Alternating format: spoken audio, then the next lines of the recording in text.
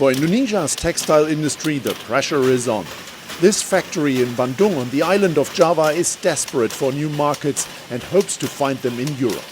Right now, this cotton linen is hit with EU tariffs as high as 8%. Cutting that to zero, the owner says, could save his business.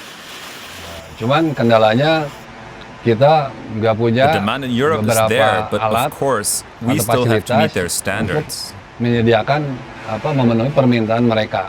Right now, we only export to Japan because they are willing to adjust to the conditions of its suppliers, like bisa my mengikuti factory. kondisi dan keadaan istilahnya si supplier itu si pabriknya itu. Since the US trade war, Indonesia has been flooded with cheap Chinese textiles that were once bound for the American market. So with the domestic market already saturated, this deal with Europe is getting a lot of attention. The EU is one of Indonesia's largest trading partners, with bilateral trade worth about $30 billion last year. We definitely have very high hopes. I think if we look at the trade Indonesia and EU in the next 5 years, hopefully with this agreement we can perhaps increase 30 to 50% even. That's really our hope that it will get there. The deal is expected to boost Indonesia's top exports to Europe, including palm oil.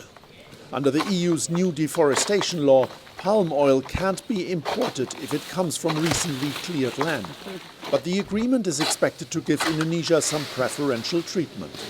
Experts agree Donald Trump's tariff hikes sped up trade talks around the world. Vietnam and Singapore have already signed deals with Europe. Now, after nearly a decade of negotiations, Indonesia is the third Southeast Asian nation to do so. This agreement will definitely put us in the same level of playing field like Vietnam and other countries, right? Because Vietnam has earlier already a CEPA with EU, and it has, if you've seen the number, not just trade, but investment has really picked up significantly. But market access or fresh investment for Dudi Gumilar's company are still some way off. The deal needs approval from EU member states and both the European and Indonesian parliaments. If all goes well, it could take effect in about 2 years.